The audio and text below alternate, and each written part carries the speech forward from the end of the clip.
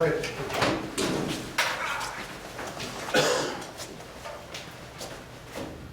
pledge allegiance to the flag of the United States of America and to the republic for which it stands, one nation under God, indivisible, with liberty and justice for all.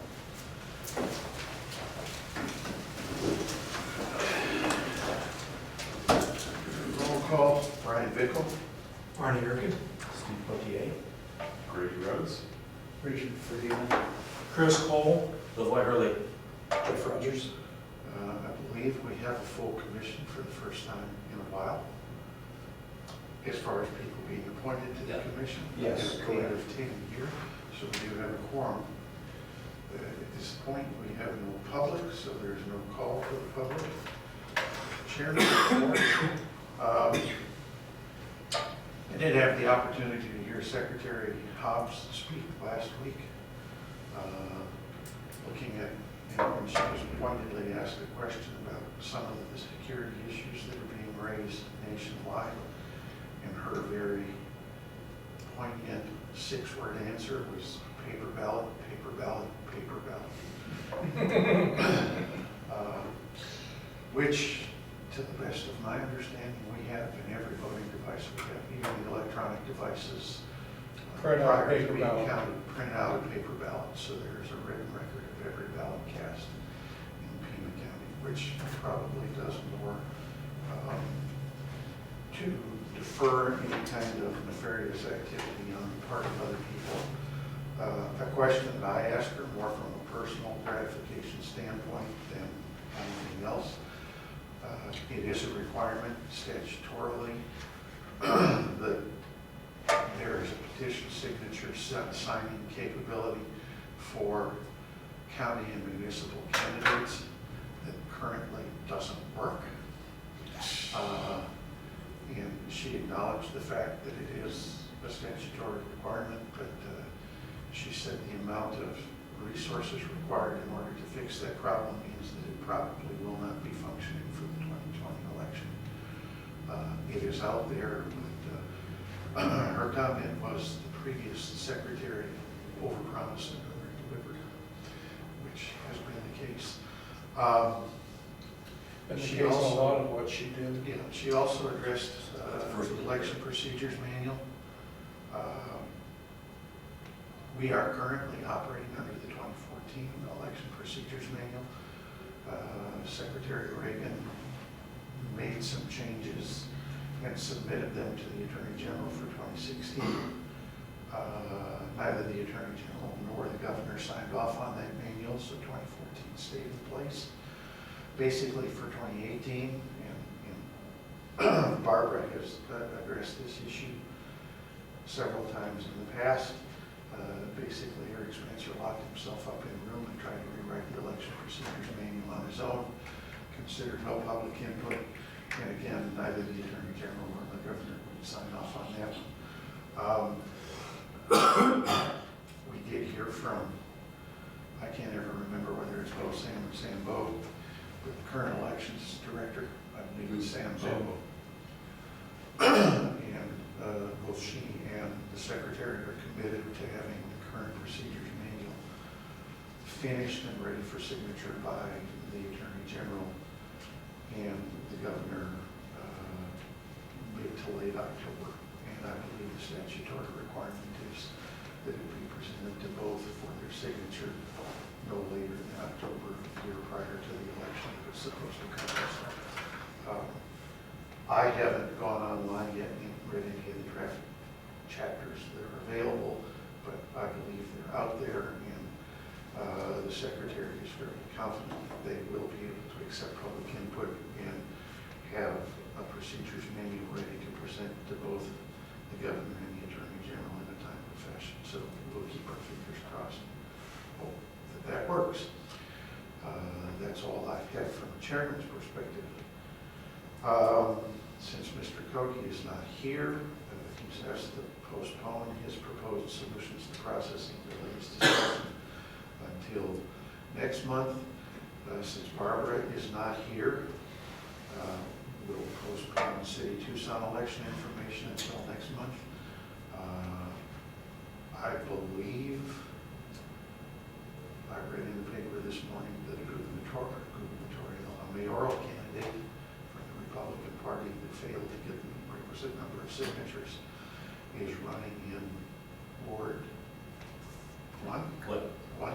That's right. As a writing candidate, so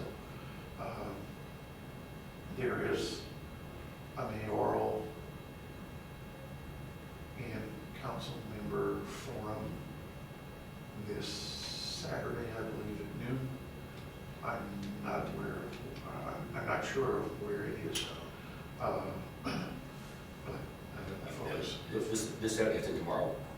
This Saturday is in tomorrow. Oh, yeah.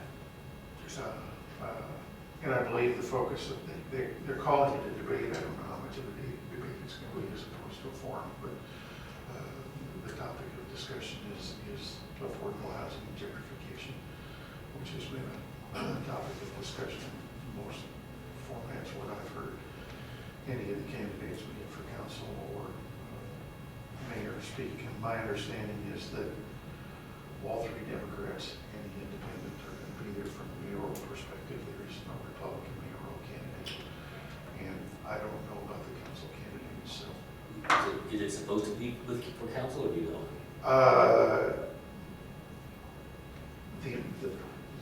The nature of the article that I read in the paper this morning, and I don't know that it was Joe Ferguson's piece or whether it was something that was mentioned as a sidebar under government affairs, but the council candidates are there as participants. So, letter to the recorder. I have a copy that I printed up.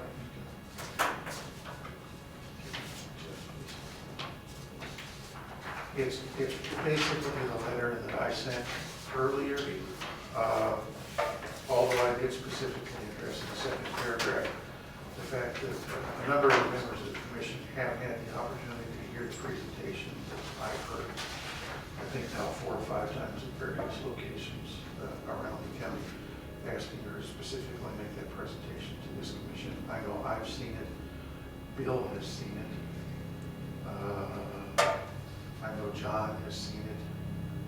I don't know whether you've been to any one of her presentations or not, Levoy. No.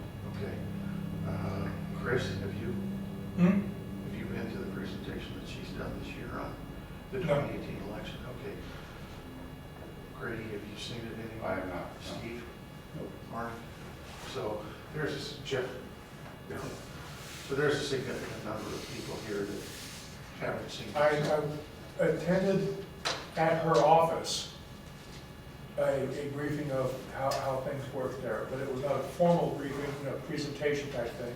It was just, who was it with me now? Anyway, we went down there. You haven't seen the slideshow that she does? No. Okay. Which is what I'm asking her. Yeah. So,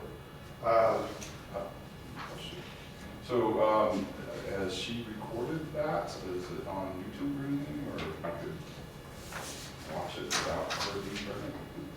I'm not aware of it. I don't believe she recorded it, and she did it either day at the recorder's operations location on South Country Club. I've seen her speak at a couple of political organizations, and to the best of my knowledge, it hasn't been recorded at any of those. So, I guess the short answer to your question is no. Are the slides available? Yes. They're on the web? I don't know whether they're on web. She gave a copy to anybody that attended, You can and I believe You can ask for a copy of the PowerPoint if Yeah. you want to do Pretty review, good. but you're not getting all the information because there's a lot that she has. she's got 2 different versions. There's a different version for the general public. It's shorter and it doesn't get into a lot of the signature verification stuff because there's information that is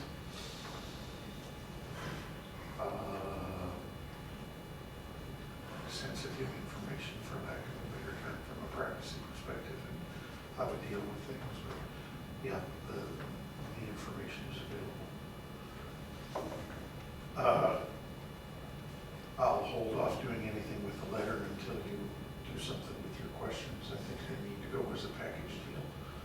Yeah, I think there ought to be a reference to whatever questions in the abstract that we end up sending her.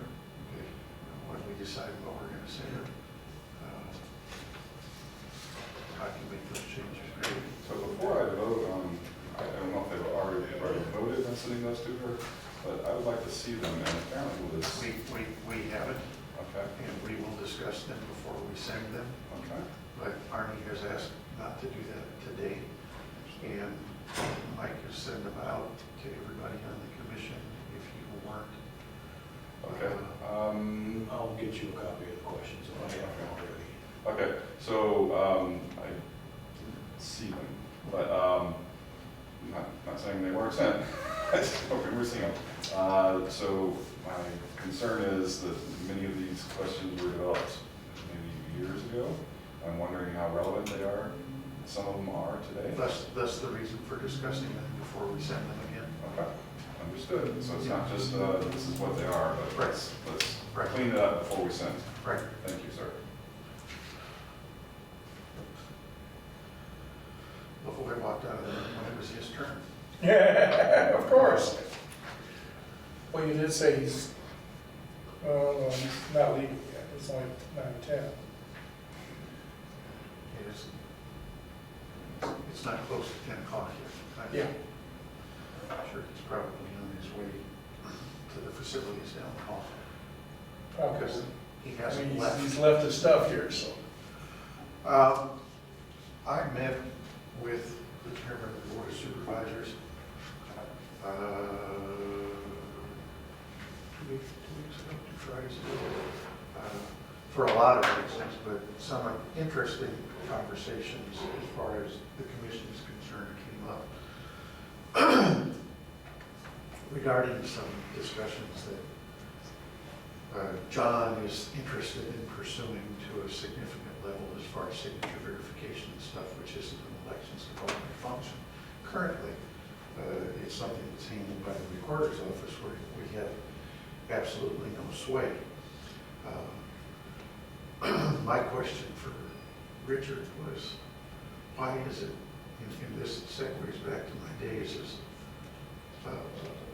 clinical laboratory director when I was going through governmental surveys. The inspectors would always come in, and I was in that profession during the transition from paper to electronic records. And one of the questions that was always asked is, what's your plan in the event of a fire for saving the electronic records? And I said, it's the same as my plan for all the files in those cabinets. The damn things are going to burn. You know, why is it? Because all of a sudden it's electronic. We do it one way or different than we did it when it was paper. Responsibility for signature verification was an elections department function before we had the permanent early voting list. If you went in to vote, they verified your signature when you signed the poll. Once we got permanent early voting, for some reason, that became the recorder's responsibility. And I asked the chairman if he knew why that was the case. And he said, well, it probably has to do with the legislature up in Phoenix. So I pulled up 16-550, which is receipt of voter's ballot.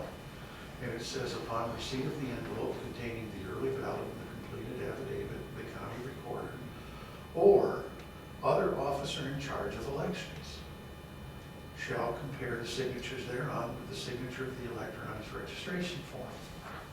So there's absolutely no reason for the recorder to be doing it. And I don't believe it's unique to Pima County. I believe it's the recorder that does signature verification in every county.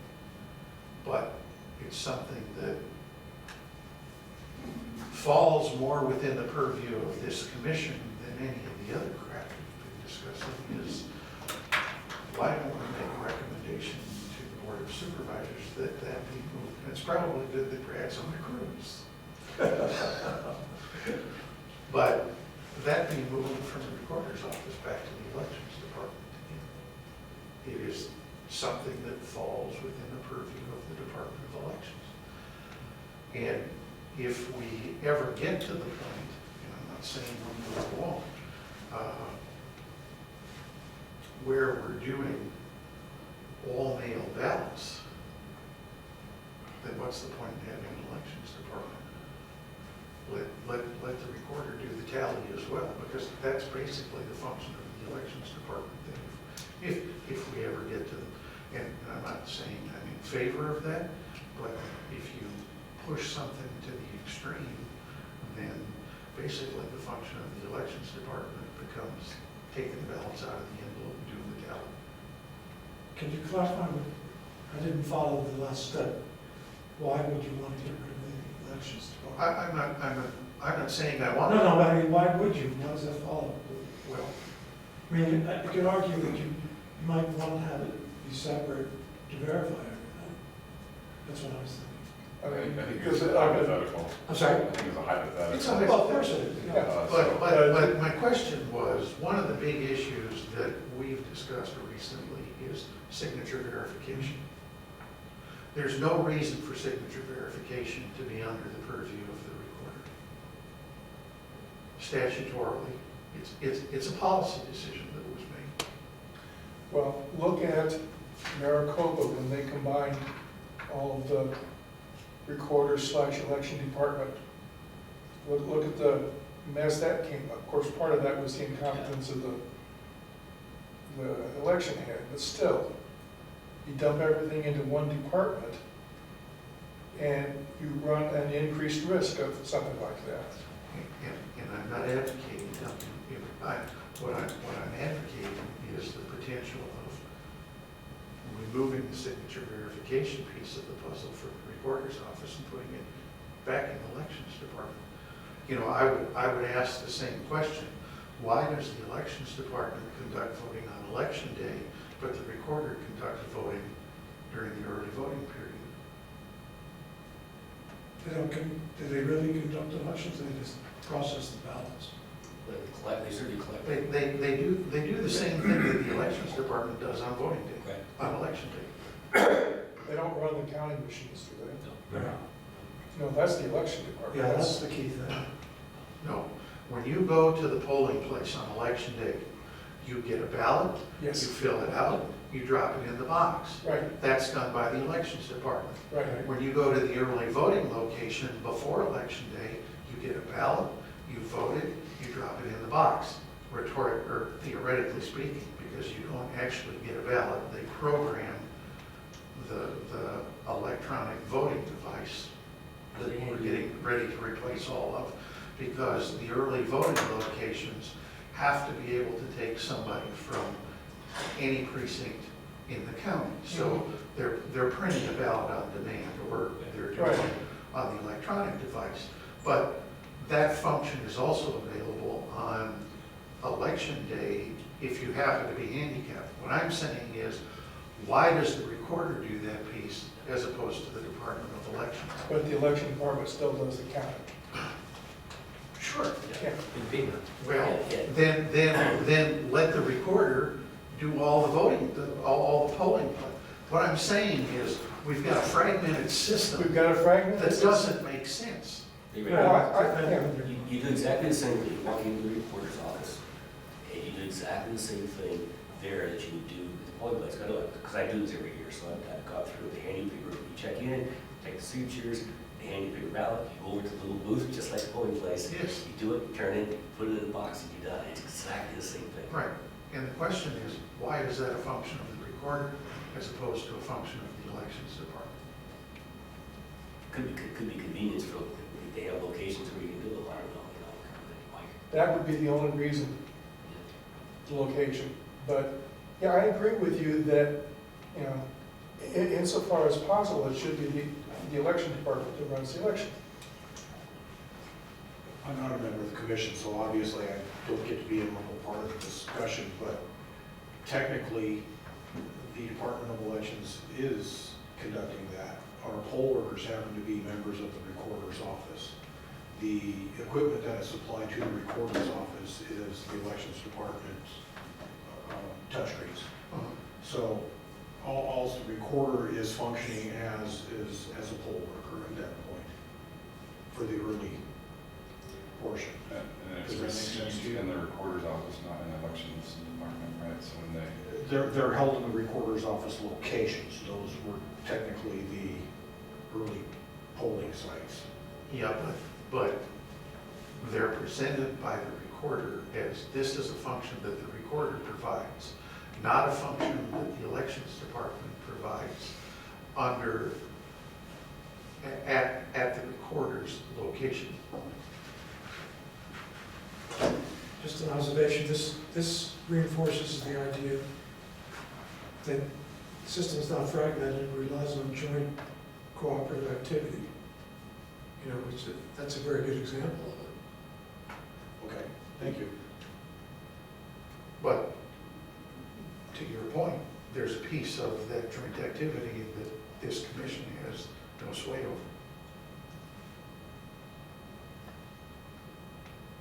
no insight into, other than. Well, you have all the insight, you can't If do we get the anything. presentation, we might have more insight. Well, if the county recorder's office becomes a polling site, why is it assumed that the elections department doesn't have control over it? I don't understand that, because he just said that they're poll workers. It's just another polling site that happens to be in the recorder's office, and we're using their staff to be the poll workers. So why isn't that controlled by the elections department? And I'm not necessarily saying it isn't, but I said, if you go anywhere and listen to the recorder, the person responsible for early voting locations, early voting times, and early voting everything else is the county recorder, not the elections department. And she will stand up on a soapbox and announce that to the world. Now, if she's saying that and she's really not in control, then there's misinformation being provided to the public. If she's correct, then the elections department isn't running that piece of the election, the county recorder is. Okay. Thanks. And she does have to allocate staff, she does have to allocate office space, she does have to allocate resources, all that kind of stuff, so. Right. In some sense. It's her stuff. But it's supposed From her to be perspective. being run by the election department. You know, it's, She is an elected official.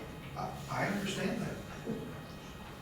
But what prompted the discussion on my part is, why did it happen?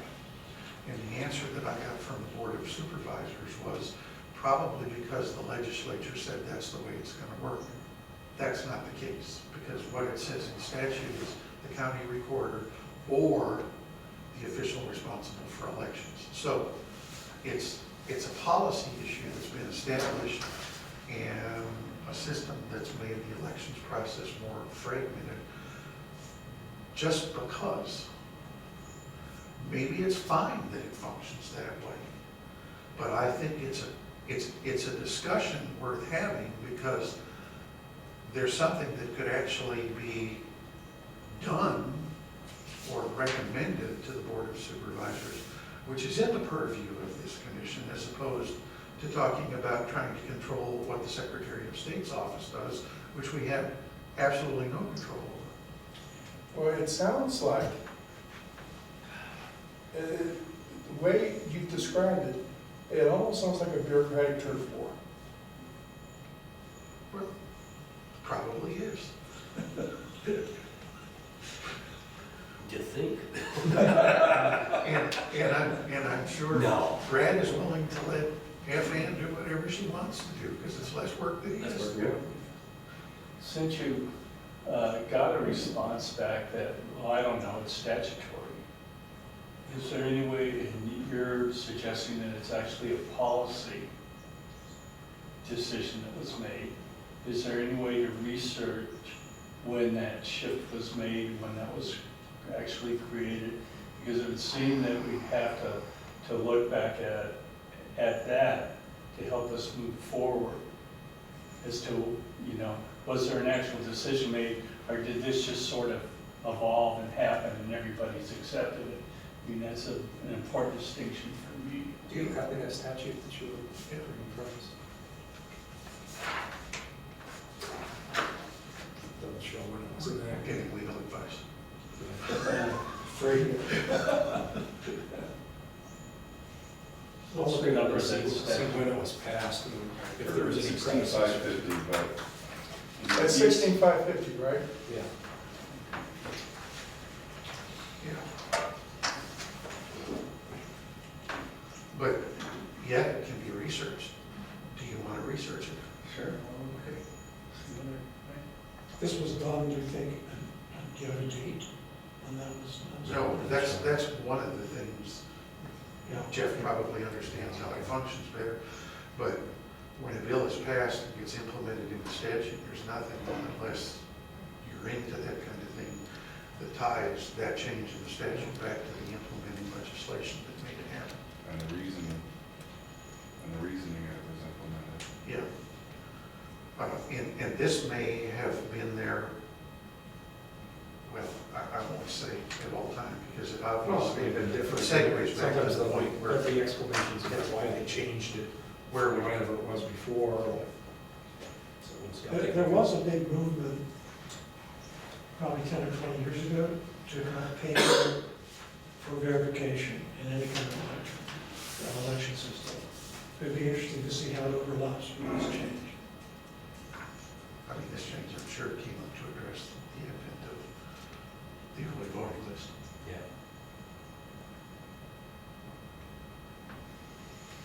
Okay.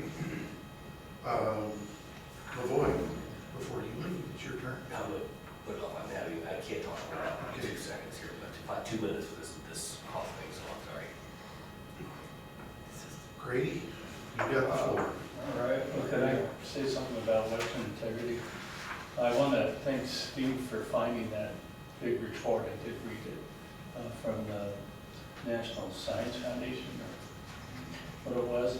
And I was wondering, in there, they refer to Federal Elections Assistance Commission continually, and it suggests that that commission is in contact with local elections officials.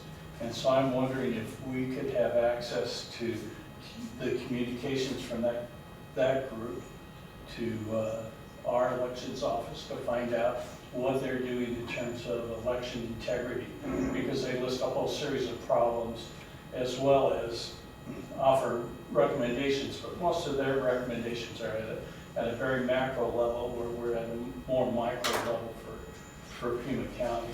And it would just be interesting to have, if there's communication from that group to the elections office, to understand what that is and what they're doing in terms of the cyber security, in terms of e-polling, in terms of a whole list of issues that they put out.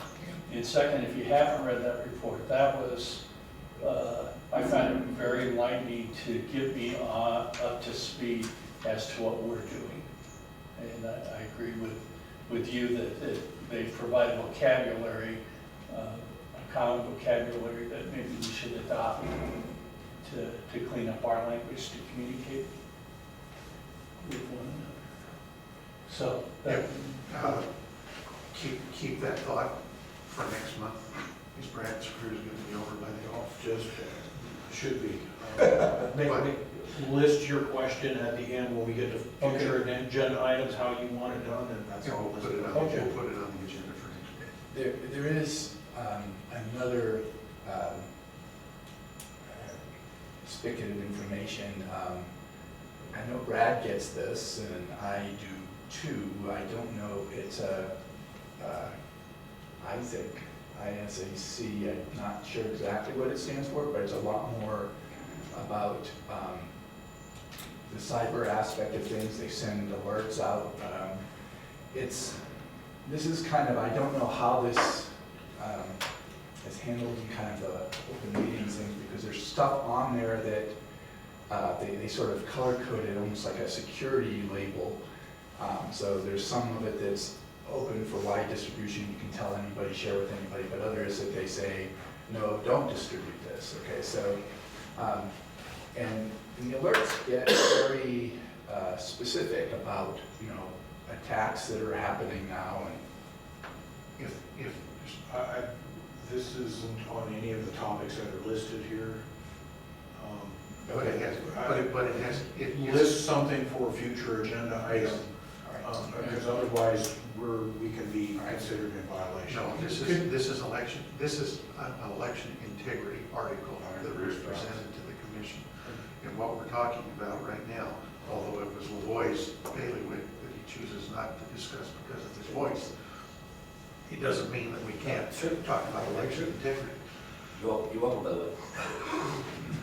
Can you please distribute that link that you were referring to, so we can all share? So, no, because it isn't a link, it's so this was in response, let's see, when we had ESNS come out here, they said, hey, we have this part of our site, and I said, and it's about tools to deal with integrity, and great, I want those. And ultimately, you had to get credentials for it. You had to sign in. And initially, they said you have to have a government email address to do this.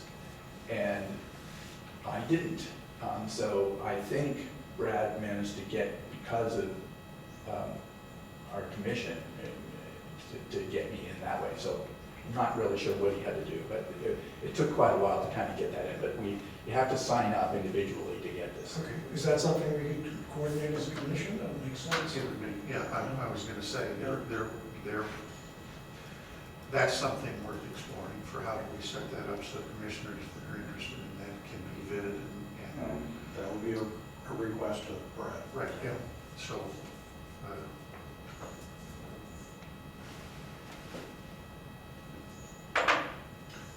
So, anything else about election integrity?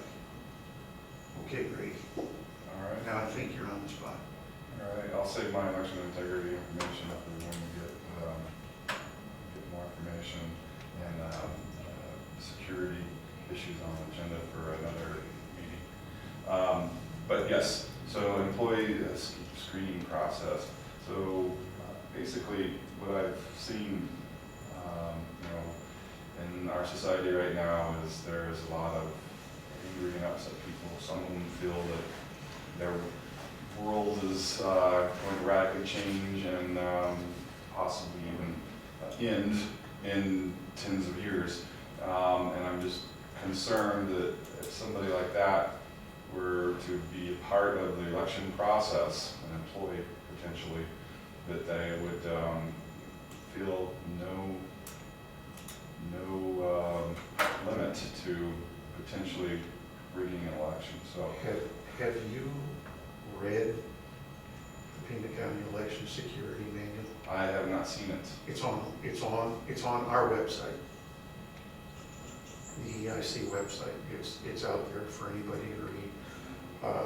And I'm not trying to stifle your conversation. We can certainly have it, but I think a lot of the concerns that you have may be addressed in that. Okay, so specifically, is there a screening process for employees? Is there? That's a Michael question, I'm sure. No, sir, I can't answer that. Brad would have to answer any of those questions.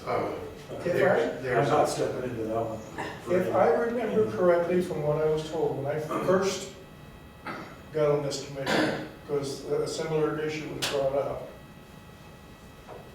the county sheriff does basically the security clearances There's background checks done on all Yeah. the employees. for all of the employees. How comprehensive that is, I don't remember if it was mentioned, but I think it's fairly comprehensive. When ESNS came here, we asked them that question about their staff. And it was fairly rigorous, but none of that is foolproof. And you can obviously blackmail or create something that's embarrassing and leverage that. And so, can you prevent somebody as an insider trying to tip the election? It's not impossible, but. Agreed, 100%. Yes, I got a top Point is- secret, so you know there could be failures. Yeah. So You're not telling me. my point is, if something did happen and somebody were just and the name came out in the news because this person had attempted to, or maybe accomplished what their objective, that somebody would look on social media and it was just plain as day that they were a security risk. Some of the ways that we've addressed that issue, and again, some of this is addressed in the, yes, there's background checks done on everybody. And in the tabulation room, which is where you have the biggest, which is where you have employees, in the ballot room where the ballots are taken out of the affidavit envelope and looked at and duplicated and whatever, not none. There's a couple of employees in there overseeing the operation, but basically those are volunteers from political parties. And they all are set up to work in pairs, and they cannot be of like political affiliation. In the tabulation room, where they're all employees, no employee can do anything by themselves. It requires, they don't have the capability to get into the system alone. It requires it's a dual password kind of thing. One employee can sign in, but before they can get all the way into the system, somebody else has to log in and give them authentication as well. The tabulation room cannot function unless representatives of both the Democratic and Republican, and if they choose to be there, the Libertarian and the Green Party are in the room. That's an interesting point. Yeah. So Also, it's under television Yeah, surveillance, it's under- you 24 hours a day. I mean, if you're really bored Or, at about 3 o'clock in the morning, you can log on to the EIC website and watch the tabulation room. Watch nothing happen. But But it's also recorded, and you can go back and look at the old, Yeah, you know, you can go back and look at the 18 election. it's under video surveillance, 24 hours a day, 365 days. understood. Did you have a Well, point? And I don't know if you're a fan of Mission Impossible movies, but all those things are vulnerable. I mean, that's what people who are sometimes seen paranoid raises an issue. But we've had some people on this commission in the past who were security experts who used to be concerned about what happens after the vote count. You know, if there were a change, would you notice it? Would it be a red flag? Probably not under the current system. Agreed. Yeah, So, they can be vulnerable, but you kind of got to work at it. I'm sorry? I said, you kind of got to work at it. You know, it's not easy. You know, there's enough roadblocks put up that, for want of a better term, casual interference isn't going to happen. No good thieves are casual. No, but Arnie, you understand what I'm trying to say. You know, we've got a good system. It can be better. And I'm sure that there's people in the election department and the IT department that are spending time monthly going, okay, where are we vulnerable and how can we face it? It would be stupid if there weren't. Right now, we've got a good system, not perfect, but a good system. And until I see where it is vulnerable and where the vulnerability can be exploited, I'm pretty much going to trust it. Not perfectly, but pretty much. because you don't see anything yet. Yeah. But if you see it, then you know there's a vulnerability and then it needs to change. Yeah, so if with that view, there's a possibility of something being bad enough that you can't ever tell that things were messed up. So therefore, everything's fine because no red flags. So the extreme of that is if you don't have paper ballots and something happens in the lifetime, there's no way to tell that something changed. So it looks good, there's no way to tell it was bad, and yet. Well, one that can vulnerability happen. that I see, and I cannot see any way right now of doing anything about it, is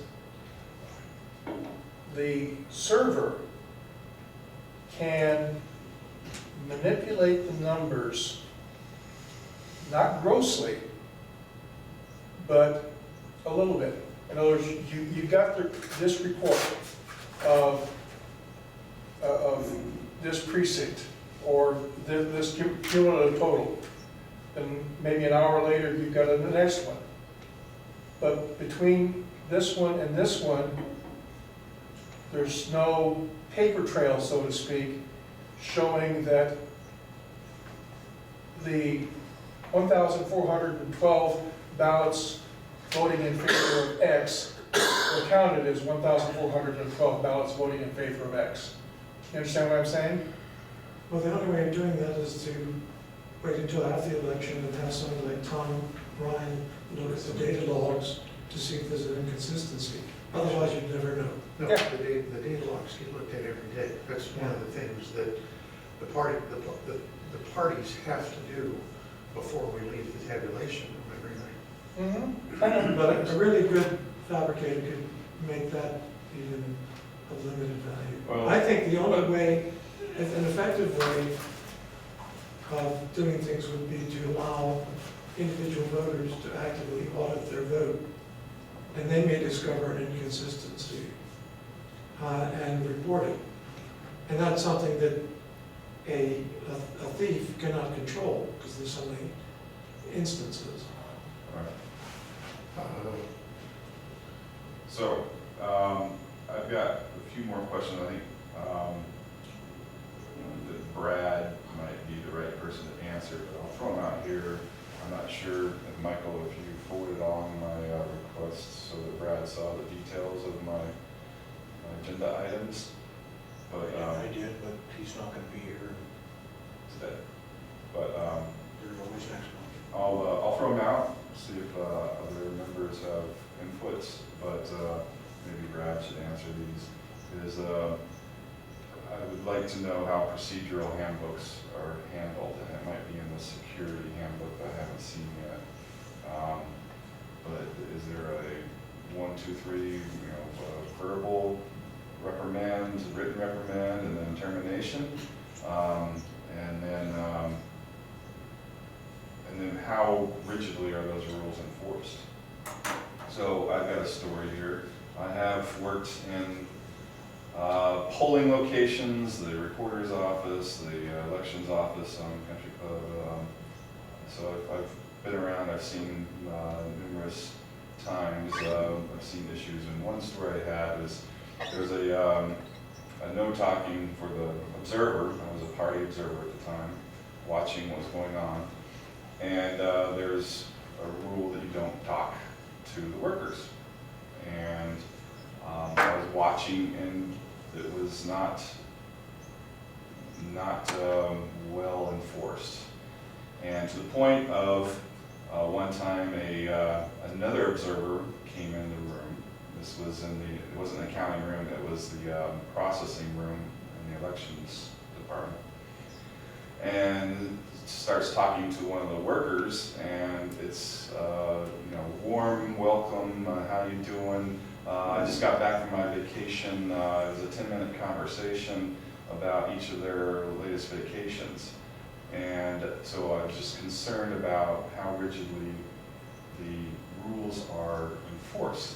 If you have a rule and it's being broken, where is the employee supposed to draw the line of, okay, this rule is okay to break, but this other rule isn't. So I think it's important that we have some sort of clarification of how well the rules are enforced. So again, I think Brad might have the right inputs. Yeah, probably, and I think I want to be very careful with the way we use the term employee. Now, I think the people that are working the boards They're all temporary. they're temps, but they're to some degree employed. The observers that come in here, They're being paid. I understand that. The observer is supposed to be vetted. They're there observing on behalf of the political party. And they're told the rules before they go in there. So, As I was, that's correct. As I was not. It's interesting. well, you're supposed to get it from the chair of your party. which No, is- this was before I was chair. This was even before I was first vice chair. Yeah. I went and at one precinct and observed, and all I was told was that the only two people I was supposed to talk to was the judge and the inspector, or whatever the titles were, I forget now. That's a polling place. Yes, that's what I'm supposed to. This is Now, this is in the counting room. yes, in the counting room, The processing, it wasn't counting. It's, yeah, Hurley Bill. yeah, okay, in the counting room, all the times I've been in there, I cannot remember a briefing, except kind of informal, you know, that Barbara, okay, in the counting room, where the ES, or the DS 850s are, yeah, you can talk to anybody you want. Conversation's perfectly fine. In there. Okay. In fact, you go nuts if you couldn't talk to anybody in there. In the room where you have the people working the boards, taking the ballots out of the envelopes and Mhm. putting them in the things, those people can talk to each other. The only conversation that's not allowed in that room is between the observer and those people, okay. which is, That one I have not done. that's, and that's the issue where if somebody came in as an observer and they were talking to the people that were working the boards, that's problematic. That's a no-no. Because those boards are set up so that there are people of opposite parties at every table. If you've got somebody that's coming in as an observer on behalf of a political party, they're either talking to somebody that they know socially or somebody that they know politically. And, yeah, that's problematic. Yeah. Observers are supposed to keep their hands in their pockets and their mouth shut. And I agree with you. If that's not happening, then it needs to happen. But, no, I've been in there as an observer and walk around So- and observe. And my point was not the observer should have not been talking, but the employee should not have been talking as well, so. No, there's nothing that prohibits the employees from talking to each other. Talking to the observer. Okay, yeah. that- So, And if the employee has initiated that conversation, that's even more problematic. I can't remember who initiated it, it was just, oh, hi. And then this conversation just struck up. So anyway, I think having a level playing field, having a policy that is documented and enforced effectively, I think would be beneficial. So that really wraps up that kind of agenda item. And so towards the end of the meeting, I'll add that to the agenda item again. And hopefully Brad will be here and we'll talk more on that. Mr. Chair, would you like to go to the next agenda item? Sure. Okay, again, my agenda item, ballot security and statistical audit. So I've been spending some time looking at kind of the process as I have seen and that I've been informed by various people and questions I've asked of what the process looks like, and kind of been looking at it from a standpoint of where are the holes. Got to look at things objectively sometimes to kind of, and with fresh eyes to see if there's anything that we're missing that could be happening or could in the future happen. So I came to a conclusion that I think that there's something here that we haven't really mentioned much. And I think it's the ballot physical security. So when a ballot goes out, we really don't know if the ballot that's sent to that particular voter is returned by that particular voter.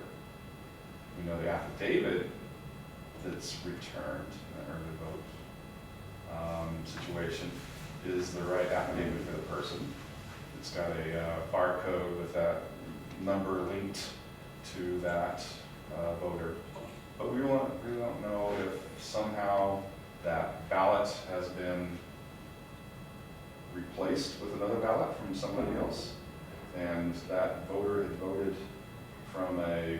for offices and ballot measures that weren't supposed to be voted by that voter. And we really don't know if, I don't have any information that leads me to believe that there's any sort of security where the ballot has been washed and reprinted with a different set of offices and ballot measures on it. So if somebody had the skills, I think, and if there are no security measures in the ballots, then I think there could be a situation where this could be happening, or it could in the future happen. Either on a onesie-twosie scale, or maybe even a larger number scale. So I think it would behoove us to ask those questions of the ballot vendor. And I wanted to get a letter that's ready to make introductions to the I believe ES&S is the vendor of the counting machines. I don't know if they're the vendor of the ballots as well. I don't think so. No, we're not. Okay, so I just I'd like to know if the card stock is custom, made specifically for that company, or if it's something that's just readily available. You can grab a roll off of the internet, have it shipped to you. And I don't, so there's a number of things that, is there a watermark? Is there any other indication that this is legitimate? Is there any printing of ink that's special? Or so all of that, I think it would be important to understand just what the vulnerability is here. Those are some things, and I'll give this to you sideways, when you get the questions for the county recorder, add them to that list, because everything you've just talked about is under the control of the county recorder, not the elections department. Well, one security thing that I think is in place, if I vote a ballot, and on that ballot is offices or propositions or whatever that are not valid for me,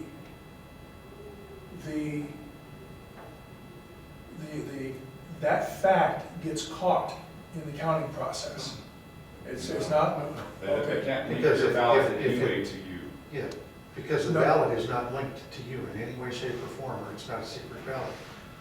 not linked to me, but The type of ballot is. yes, the type of ballot, So- the precinct. That So has to be linked to do the verification. And so the county does handle that part. So when, so if you are filling out the wrong ballot, okay, so you're supposed to do this type of ballot, and you Yeah. do a different type, then the counting puts, it doesn't, you don't get to vote on the other ballot that you saw, or Yeah. the wrong one. It marks those as, I'm not sure if it's undervote or. No, but it doesn't. Uh, If you have your affidavit envelope, and you get a ballot, and you switch your ballot with somebody in another precinct, and you vote that ballot and put it in your affidavit envelope, once that ballot leaves that envelope, it's a valid ballot. It's not valid for your precinct, it's valid for the other precinct, but the tabulation equipment has no way to know that the ballot that he put in that affidavit envelope is not the ballot that's supposed to be in that affidavit envelope. So that you're saying there's nothing to tie, so to tie the type to, so we had someone, we were demonstrated a device here recently. And for that to work, we were told someone steps up and they say who they are and say, oh, it's this ballot, Right. and only this ballot. So at that point, there's a tie. Right.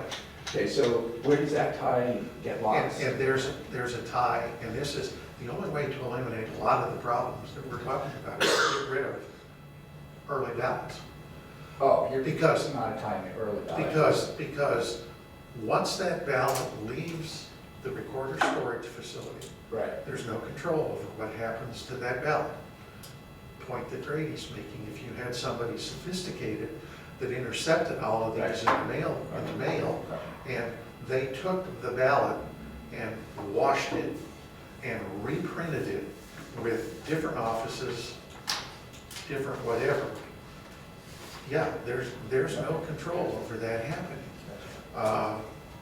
If he took his ballot and switched with his buddy over in another precinct, there's nothing that ties the ballot to the affidavit envelope.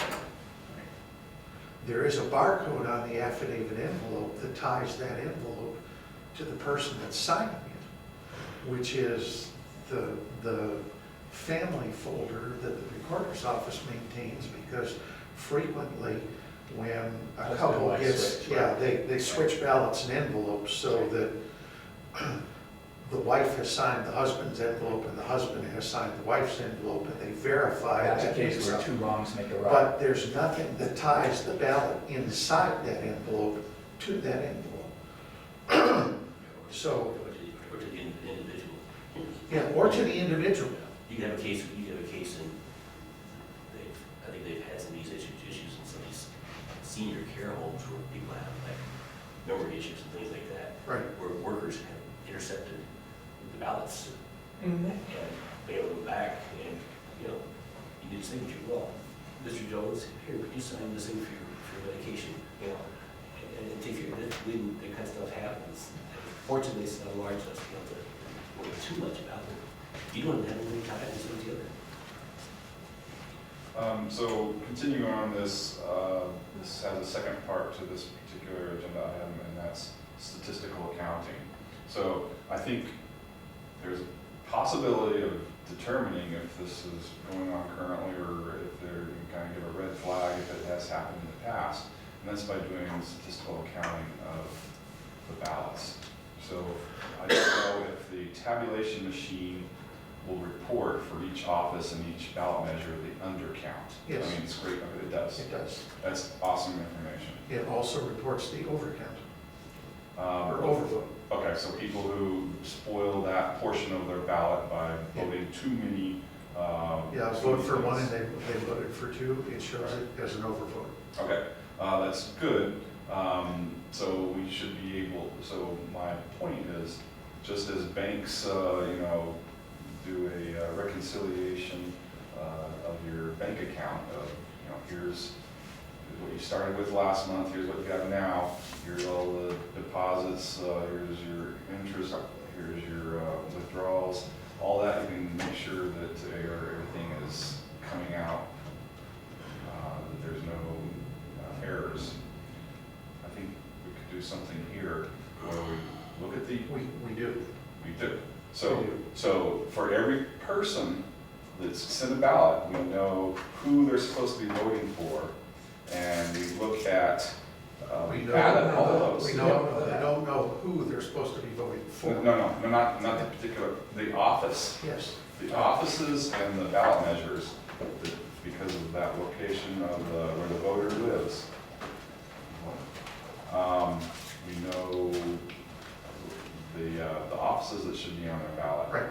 And we should be able, across all of the ballots that were returned, identify who has, you know, to generate a number of votes that should, or undervotes that should have been for that office. Yes. Keep it to one office. And you're saying we do a tabulation, a reconciliation, that that's being tabulated, and we're verifying that there's no discrepancies of the persons who should be voting, and there's no differences in count for the number of votes and undervotes for that office. The short answer is yes. However, when you get into the overvote issue is very simple. If it's an overvote, it's a spoiled ballot for that particular office, and it shows up as an overvote. Undervotes are a little bit more difficult to deal with as far as verification is concerned.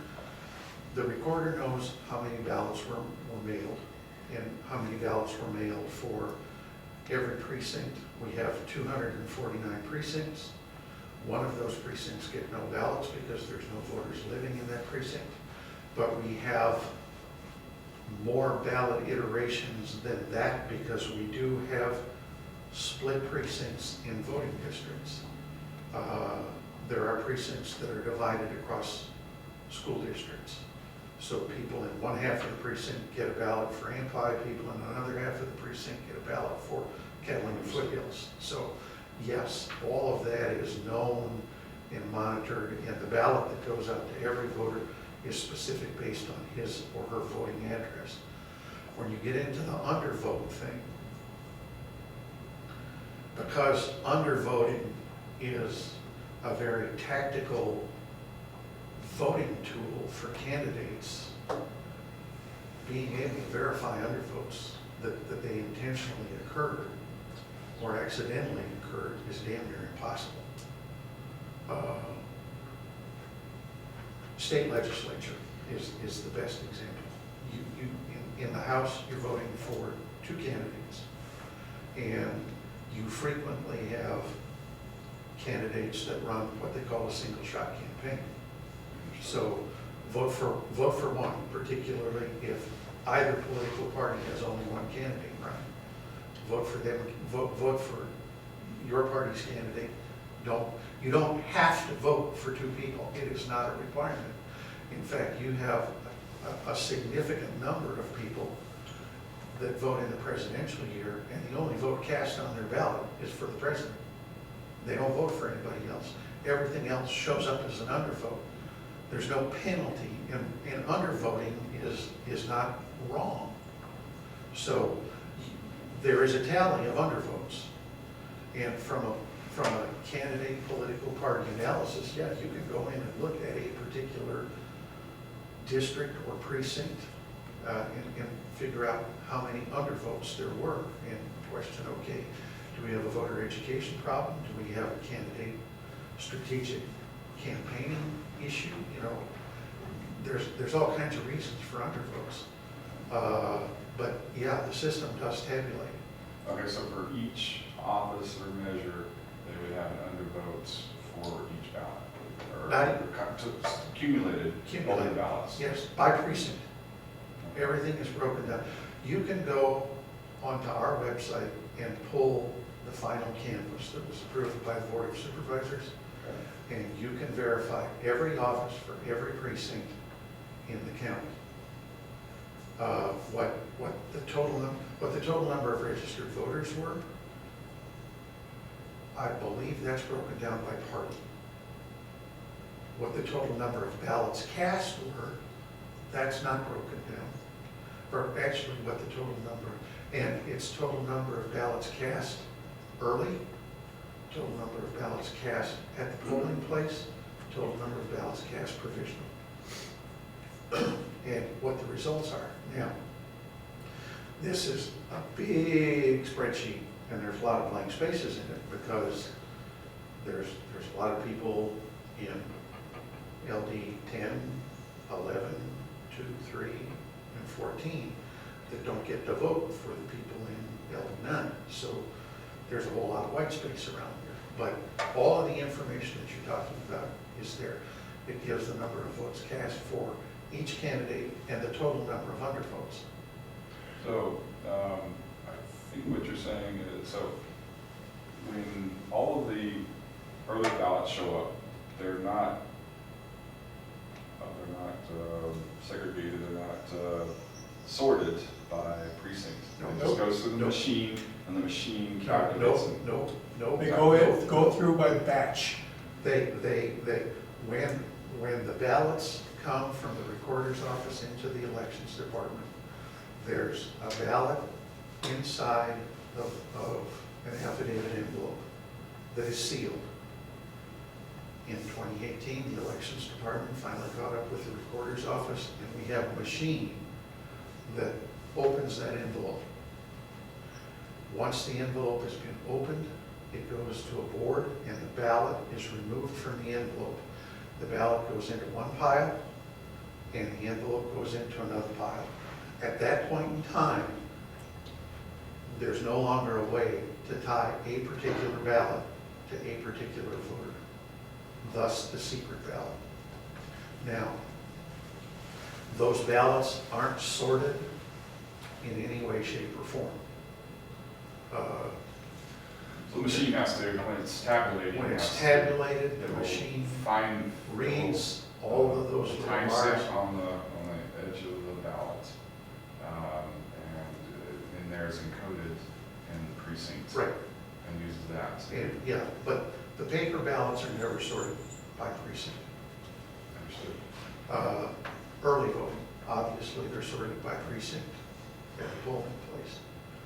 And polling place ballots and early voting ballots and provisional ballots never get commingled, I don't believe. No,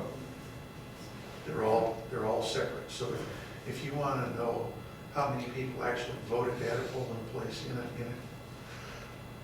a polling place in a given election on a given day, you can pull out that group of ballots. Okay, so I brushed over this earlier, but I would like to write a letter of introduction, or maybe wouldn't be too hard, just to communicate with the vendor of the ballots themselves. Just call them up and tell them that I'd like more information. You can do that as a private citizen. That's not under the purview of this Well, I commission. don't know how much they would be willing to reveal to a private citizen as opposed to somebody who's And more again, official. it's not part of the purview of this commission. It's under the control of the Recorder's Office, and we have no control over the recorder. all we can do is just say, You can pretty ask, please. you can ask the recorder for that information, which is why I said, if you want to add that to the list of questions for the recorder, that's fine, but we have no purview over the recorder. Does anyone know if, when the recorder provides information to the parties about an election, So it includes any of that statistical information? there's a No, daily I don't dump think they do. of I don't know for sure. ballots. Well, I don't that remember show ever having gotten anything, either as chair or first vice chair. Maybe he didn't request it, and they would have given it. That may be, it may be by request only. The only thing the recorder sends to the parties that I know for sure, certain, is the registration data. I would say that the statistical information wouldn't come from the recorder. That's publicly available online to anybody. Broken down that way, or just? Yes. the aggregates? No, broken down that way. And it's on our website. It's also part of the Board of Supervisors minutes, because that's the information that's provided to the Board of Supervisors for the final canvas. It's about a 1,200-page document. But that's available to anybody. That's not something you have to ask for, but information, and you can ask the recorder if any of the things that or we can put it on the list of questions, but we've never had any response to our questions, so you may be better doing it as a private individual. But anything that's the purview of the recorder, we have no control over. And the recorder is the one that actually gets packages and mails the early ballots. That's not something that the elections department does.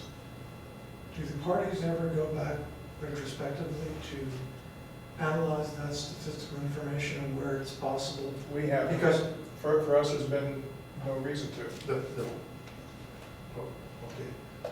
I can't speak for what the parties do, but as a former and current Yeah. candidate, I analyze the shit out of that stuff. Because it affects, to me, the way I conduct a campaign. Right. Now, and different candidates get engrossed in that stuff in different ways. Yeah. Now, there's no organized party effort. The Democrats and Republicans may do that, but we've had so few, we Libertarians have had so few candidates, you know. The Democrats do it when we have somebody that's interested and geeky enough to want to do stuff like that, but there's not an organized effort on the part of the Our data file classifies voters in lots of different ways. And we've done statistical analysis of voting behavior as well as polling data to confirm that our scoring of voters on a 0 to 100 is likely Democrat voter. So you get historical data from the recorder. It's contained within a database. Actually, we don't get the historical data, we get the current data that gets Updated. input into the Gets database. cumulative. We create the historical data by maintaining. But it's there for you to extract. Yes.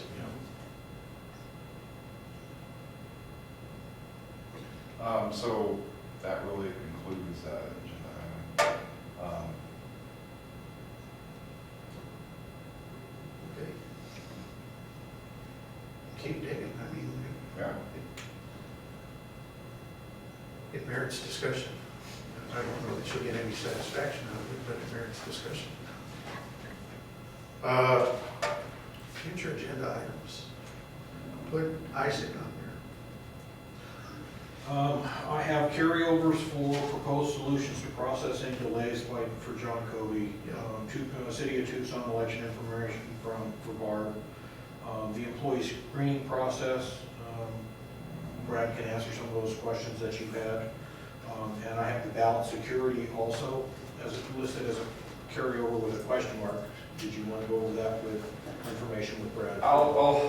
I'll do the research, and if it's warranted that I put it on the ballot again, I'll do that. I'll put it on the agenda again. Okay, so I'm going to cross that off as a thing. So at this point, it's whatever else. So- there.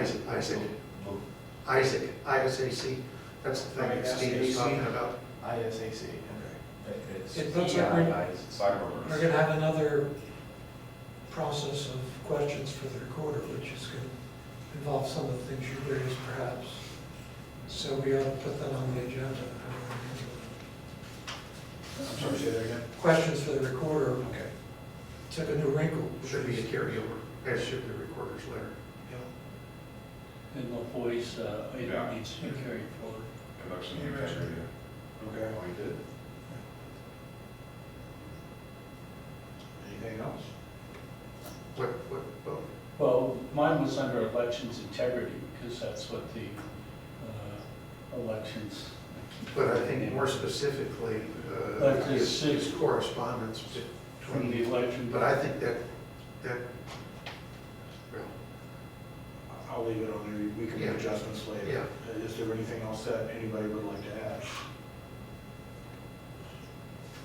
not at this point in time, have we got any indication from the secretary when she may do her Southern Arizona plan or representative? Does Barbara's item carry forward too? Well, that was On mentioned. the city elections, Barbara's item? Yes, yes. Carries forward. I've got that as a carryover Okay. for next month. Anything else that needs to come before this august body? And item 14 was the next meeting dates. Anybody have any problems with July 19th? Nope. Good, I'll be here. But I'm leaving the country the next day, so. Are we tentatively, we usually cancel one meeting a year.